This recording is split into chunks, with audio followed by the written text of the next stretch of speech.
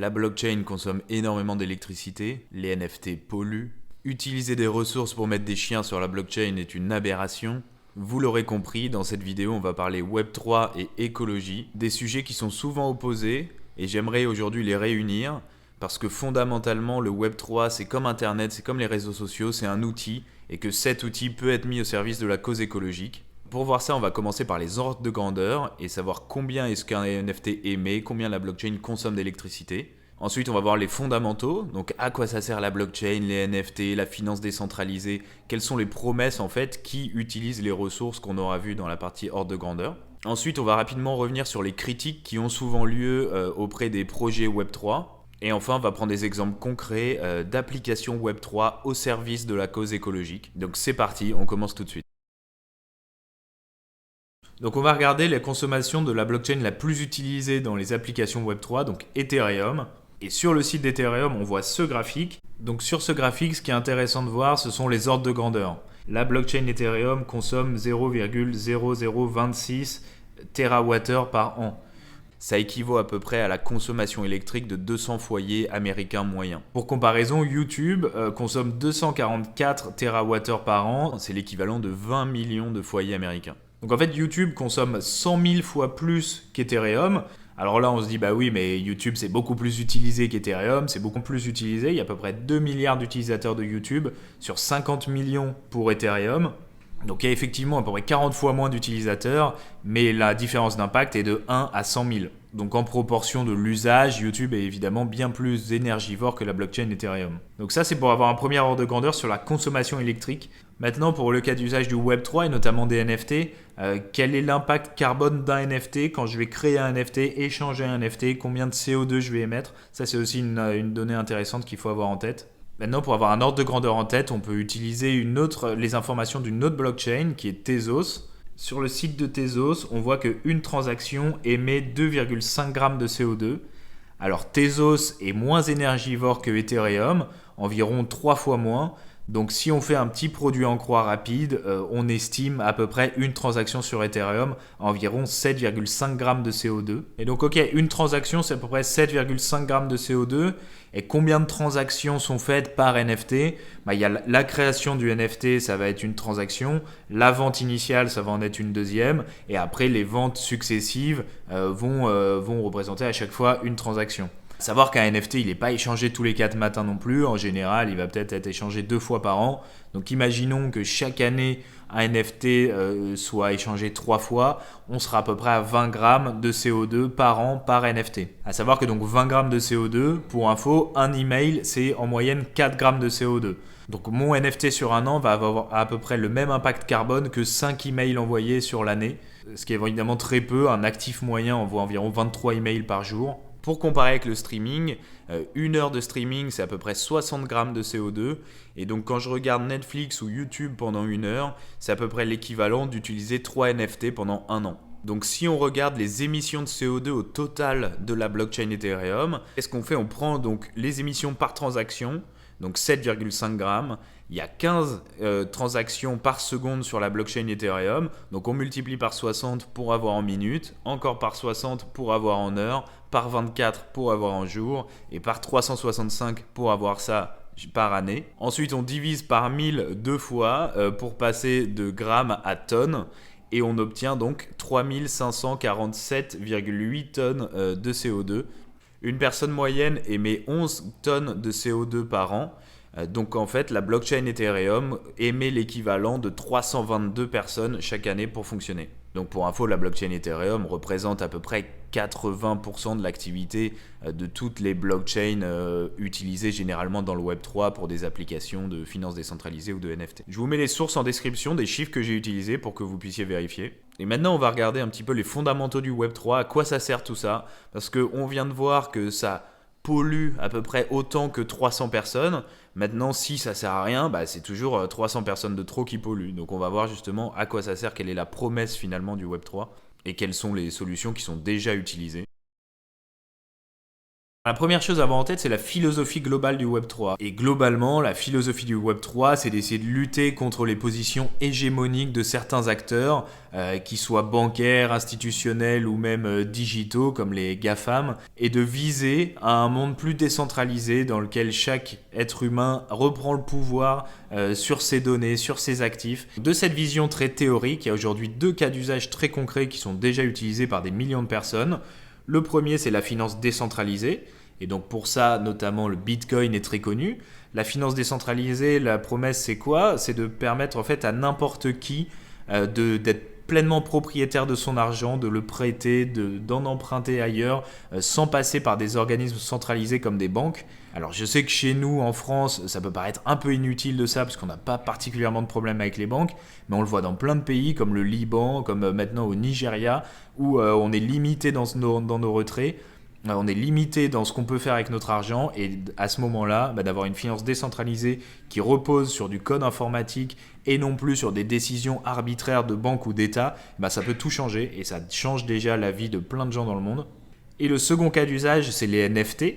Donc le NFT, à quoi ça sert? Le NFT, ça sert à authentifier un actif digital. Et donc ça a été principalement utilisé au départ dans l'art, puisque évidemment tous les artistes qui créent des œuvres numériques avaient historiquement plein de problèmes pour les authentifier. Par exemple la musique avec le MP3, si moi j'ai un MP3 sur mon ordinateur et que je l'envoie à quelqu'un d'autre, au final on est 2 à avoir le fichier et on ne sait plus du tout qui a le fichier originel, donc on est incapable de donner une valeur à ce fichier informatique. Grâce à la technologie NFT, on peut maintenant faire ça, on sait qui est l'émetteur officiel du fichier, qui en est le propriétaire, et donner comme ça des droits d'auteur à l'émetteur initial. Et en fait, ça s'applique donc évidemment au milieu de l'art, mais ça s'applique à plein d'autres choses. Et plus nos vies vont être digitalisées, et plus on va avoir besoin d'authentifier nos actifs digitaux, nos données, et d'en être propriétaire et de pouvoir récupérer la valeur qui est adossée à ces actifs. Et donc c'est ça la promesse du Web3, c'est finalement de redonner de la liberté aux gens, redonner le pouvoir aux gens, que ce soit sur la partie financière avec la finance décentralisée, ou sur les actifs digitaux qu'on peut avoir grâce aux NFT. Donc pour une telle promesse et toutes les choses que le Web3 change déjà et peut changer dans l'avenir, le fait que ça consomme l'équivalent de 300 personnes, ça me paraît raisonnable. Je sais que je ne suis pas très objectif là-dedans, que je travaille dans le Web3, donc forcément un peu biaisé. Maintenant, je pense qu'objectivement, 300 personnes, c'est pas grand-chose. Et surtout si on compare par exemple à YouTube qui consomme l'équivalent de 20 millions de personnes. Maintenant qu'on a vu ça, qu'on a rappelé les ordres de grandeur et les fondamentaux, on va revenir plus précisément sur les critiques qui sont souvent faites à l'écosystème Web3. Les critiques ont beaucoup été adressées par exemple à Dogami, qui crée un peu un Tamagotchi de chien sur la blockchain Tezos. En fait, cette critique, c'est de dire, ok, tout ça c'est futile, pourquoi est-ce qu'on investit de l'argent, du temps et des ressources dedans? Alors je peux comprendre que ça paraisse futile d'un point de vue extérieur, de voir que des chiens sur la blockchain en mode un peu Tamagotchi lèvent des millions auprès de la BPI. Mais pour ça, il faut se dire qu'on est au tout début d'une révolution des usages digitaux et que si on revient au début d'Internet, les premières applications étaient tout aussi débiles. Si on va voir YouTube au début, c'était essentiellement des vidéos de chats. Aujourd'hui, YouTube, il y a 2 milliards de personnes qui s'en servent pour s'éduquer, pour créer du contenu. Et en fait, c'est souvent avec des utilisations qui peuvent paraître un peu futiles au début. Dogami avec les chiens, Sora avec les cartes de footballeurs. Mais que finalement, ces boîtes-là, elles sont en train de construire l'infrastructure qui aujourd'hui, certes, avec des choses un peu futiles, mais qui demain va permettre d'héberger, d'authentifier, de valoriser des choses beaucoup plus importantes. Par exemple, nos données de santé, par exemple, des documents officiels comme des passeports, des diplômes. Et c'est grâce à ces acteurs-là, et on peut être fier de les avoir en France, qu'on va développer des vrais usages et voir comment est-ce que pour faire baisser une à une toutes les barrières à l'entrée qui vont permettre au plus grand nombre de s'approprier les outils du Web3 et d'être vraiment propriétaires de leurs actifs. Alors après, évidemment, ces critiques, elles sont efficaces d'un point de vue marketing. C'est toujours facile de taper sur des chiens en Tamagotchi ou sur du métaverse. Moi-même, j'aime bien me moquer de ce côté un peu débile qu'ont les NFT parfois. La réalité, c'est que ceux qui critiquent Dogami ou le métaverse n'iraient jamais s'attaquer à Fortnite, par exemple, qui pourtant doit consommer beaucoup plus d'énergie que Dogami et tous les métaverses réunis.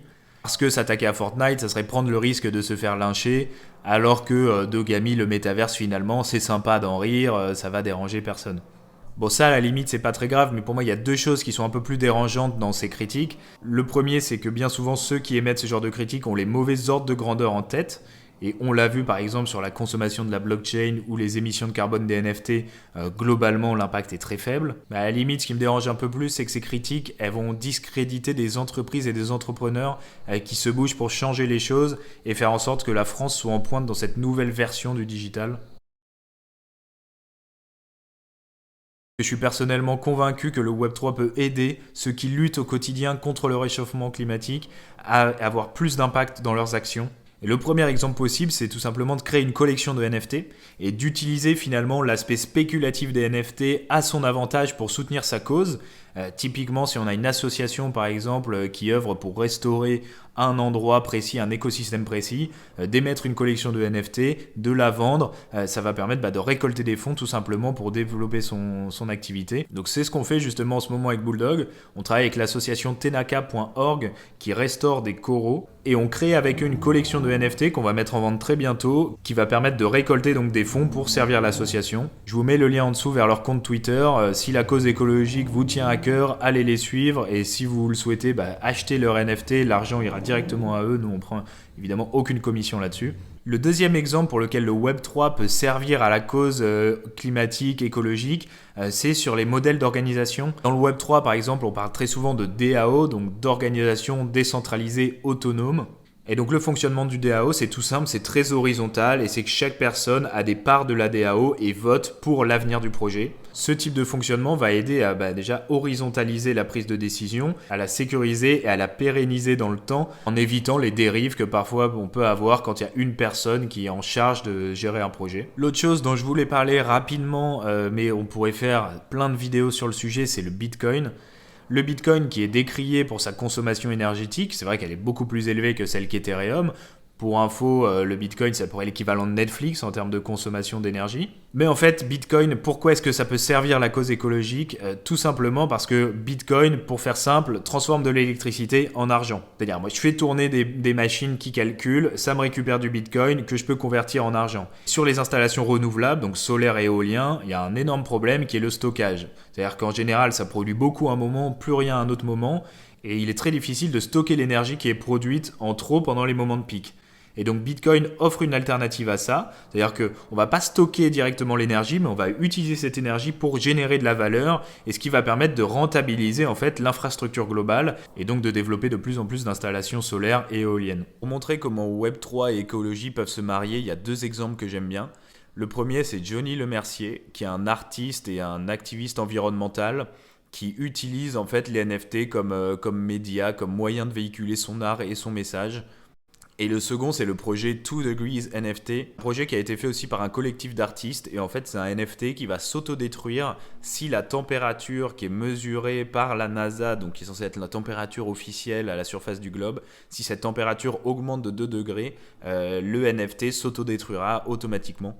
Donc ce que j'aime bien dans ce projet, c'est que ça montre qu'on est capable en fait de relier des éléments extérieurs naturels à la blockchain pour déclencher des actions et finalement aligner des intérêts, un intérêt environnemental avec un intérêt spéculatif de la personne qui détient son NFT et qui lui n'a pas intérêt à ce que la température augmente.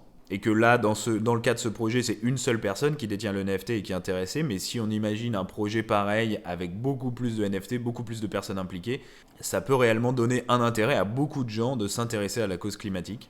Pour conclure, je tenais à dire que le but de cette vidéo, c'est absolument pas de dédouaner le Web3 et de dire que le Web3 est parfait, exemplaire. Il y a plein de choses qui doivent être améliorées dans l'écosystème Web3. La première et la plus importante pour moi, c'est sur le Bitcoin. Bitcoin aujourd'hui utilise 60% d'énergie renouvelable pour fonctionner. Donc c'est bien parce que ça a beaucoup augmenté ces dernières années, mais c'est encore trop peu. C'est une aberration que de l'énergie fossile soit utilisée pour miner du Bitcoin. Et pour moi, c'est à la communauté Bitcoin elle-même de prendre les devants et de trouver des moyens d'incentiver ou de punir les mineurs en fonction de l'énergie qu'ils produisent. Ça serait hypocrite que de demander au gouvernement ou aux États de légiférer là-dessus. Et en tout cas, c'est urgent d'accélérer très vite pour être à 100% d'énergie renouvelable dans le minage du Bitcoin. Après, même sur les autres blockchains et les NFT, la réalité, c'est que la plupart des gens qui travaillent dans le Web3 n'ont aucune idée des ordres de grandeur. On lit partout que les blockchains seraient neutres en carbone, mais on sait que la compensation, c'est des conneries. L'enjeu, c'est surtout que tous les acteurs du Web3 soient conscients de ce que ça émet de créer des NFT, d'utiliser la blockchain, et qu'à chaque fois qu'on développe une solution sur la blockchain, on se pose la question de est-ce qu'elle est pertinente ou non, est-ce qu'il y a une solution moins gourmande en électricité, en énergie ou non. Donc voilà, le but de cette vidéo, c'était de montrer le réel impact de la blockchain, des NFT, de la finance décentralisée sur l'environnement, et surtout de montrer que finalement ces outils peuvent être mis au service de la cause écologique, et donc d'inviter ceux qui sont impliqués dans ce combat à s'intéresser aux outils du Web3, parce que fondamentalement, ce sont deux combats qui se rejoignent. Quand on lutte pour l'environnement, on s'attaque souvent aux grandes puissances économiques, financières, institutionnelles, parce que c'est elles qui ont le pouvoir et qui ont généralement l'impact le plus négatif sur l'environnement. Et le Web3 de son côté, qui a pour but de décentraliser la prise de décision, de redonner du pouvoir aux individus, participe aussi à retirer du pouvoir aux grandes institutions, aux grandes puissances financières, et ainsi à diminuer l'impact négatif que ces grandes puissances ont sur l'environnement. Alors certes, aujourd'hui, ce qu'on voit, ce sont surtout des choses futiles et spéculatives, mais ça, c'est la partie émergée de l'iceberg. Sous la surface, il y a des choses beaucoup plus sérieuses, et notamment des solutions de finance décentralisées qui font déjà trembler aujourd'hui des banques, des gouvernements et des banques centrales. Et plus ces solutions vont se développer, plus le Web3 va gagner en maturité et plus ces grandes puissances vont trembler. Merci d'avoir regardé cette vidéo, j'espère que ça vous a plu. C'est un sujet qui me tient à cœur, donc je suis ravi de vous en parler et je suis très chaud pour continuer la discussion. Que vous soyez pour ou contre ce que je viens de dire, n'hésitez pas à me le faire savoir. Vous pouvez me le dire sur LinkedIn, sur YouTube, peu importe où. Et en tout cas, que vous ayez aimé ou pas, mettez un like, abonnez-vous à la chaîne pour me soutenir pour le quart d'heure qu'on vient de passer ensemble. Passez une bonne journée, amusez-vous bien et à bientôt pour une prochaine vidéo.